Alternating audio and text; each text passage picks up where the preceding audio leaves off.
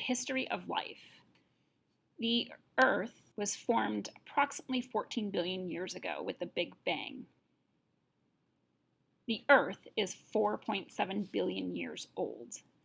Recently, scientists discovered that they believe the Earth is about 100 million years older than what they were first thinking. In the Earth's early atmosphere, it was mostly nitrogen and carbon dioxide. There was no free oxygen, and there were no water bodies at first. Over time, the Earth started to cool, and water then started to form, but there was still no free oxygen. About 4 billion years ago, the first cells started to appear. The first cells were single-celled organisms that resemble what we know as archaea today.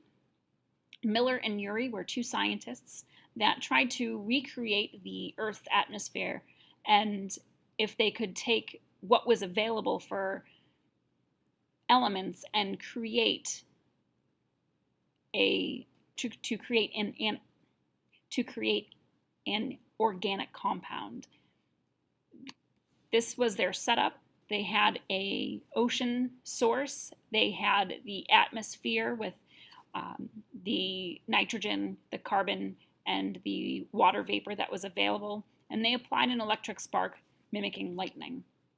And with this, they were able to form organic compounds, the beginnings of amino acids. About 3.5 billion years ago, photosynthesis starts. It starts in single-celled organisms.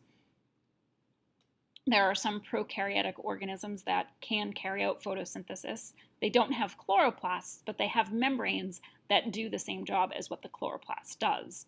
And it's actually thought that these organisms eventually become chloroplasts. About 2.3 billion years ago, after photosynthesis has been around for a while, the atmosphere now becomes rich in oxygen, as oxygen is a byproduct of photosynthesis. We know that oxygen was available because looking at rocks, we can see these rust lines. Rust is oxidized metal. In order to oxidize the metal, you need some oxygen.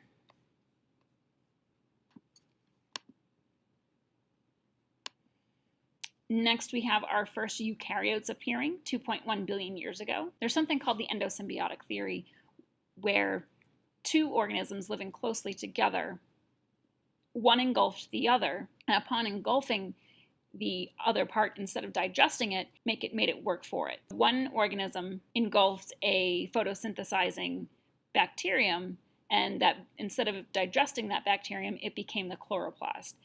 Then there was also the mitochondria. The mitochondria was a cell on its own, powering or creating ATP, or very good at creating power. Another cell engulfed it, and instead of digesting it, allowed it to become part of its interior. One evidence of this occurring is the fact that mitochondria and chloroplasts have their own DNA. They can reproduce on their own, and they are double membraned. Looking at the picture, the cell engulfs that other piece, and because it wraps its membrane around, that it is the double outer membrane of that chloroplast or mitochondria. About 1 billion years ago, we start going from single-celled eukaryotes to being multicellular. It took about 1 billion years to go from single-cell to multicellular. About 1 billion years ago, our first plants arrive. Most of the first plants are going to be things like mosses and ferns. Skip ahead to about 540 million years ago, we have the Cambrian explosion. This is when most of the phylums of animals appear.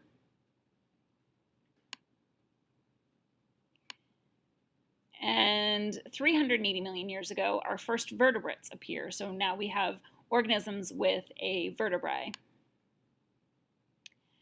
And 230 million years ago is in and around when the dinosaurs ruled the Earth. There is a very large period of time here. Just to be aware, this Tyrannosaurus rex was not in the Jurassic period. It was actually in the Cretaceous, so Jurassic Park should not have had the Tyrannosaurus rex. Moving quite a bit in the future, we have about 2 million years ago, our first humans appear. So it's in very recent Earth's history that we have human life appearing on Earth.